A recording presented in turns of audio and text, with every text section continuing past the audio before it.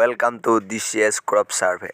আকৌ আহি গ'ল আগৰ বছৰৰ নিচিনাকৈ আমাৰ ক্ৰপ সাৰ্ভেটো ভিডিঅ'টো আৰম্ভ কৰোঁ।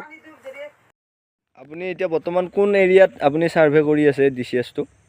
মই অধমপাৰা আৰু হালৈপাৰা মোৰ এলেকাৰ 503টা দাগ পৰিছে। মই এই 503টা দাগ মোৰ সহকৰ্মী দি আৰম্ভ কৰিছোঁ। আমাক ইতিমধ্যে 5 দিনৰ ভিতৰত সমাপ্ত কৰাৰ নিৰ্দেশ দিছে। গতিকে এইখিনি আমি কৰাৰ কাৰণে তীব্ৰ গতিত লাগি আছোঁ। সাৰ্ভে কাম আৰম্ভ হৈছে। তো গাঁৱৰ সমূহ সাৰ্ভেয়কে তাৰমানে আমাৰ গাঁৱত যাব, গাঁৱত গ'লে যাতে কোনো মানুহে তেওঁলোকক মানে সাৰ্ভে কৰিব নিদিয়ে, যাতে নিদিয়াকৈ নাথাকে। এইটো মানে গভৰ্ণমেণ্টৰ ৰুল, চৰকাৰী ৰুল, এইটো কৰিবই লাগিব। আৰু এইটো মূলতে আপোনালোকে কিহৰ কাৰণে সাৰ্ভে কৰি আছে? এইটো চৰকাৰী নিৰ্দেশ। এইটো মানে মাটিটোত কি আছে কি নাই এইটো চৰকাৰক আমি জনাব লাগে।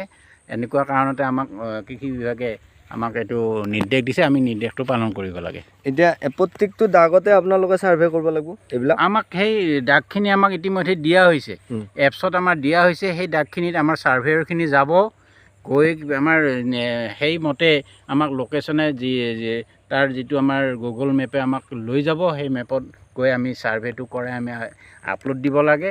আৰু সেই মানুহ যাতে বেলেগ মানুহে কোনো ধৰণৰ অসুবিধা নকৰে।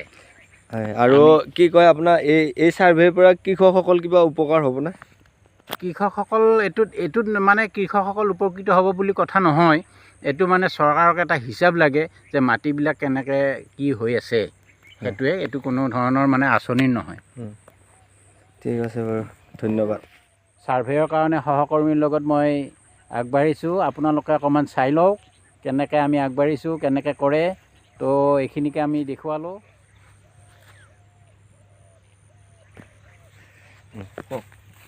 এয়া মই মোৰ সহকৰ্মী মানে মোৰ লগতে কাম কৰিছে, তেখেতক মই দেখুৱাইছোঁ কেনেদৰে তেওঁ কামটো কৰিছে। আপোনালোকে চাওক বাৰু।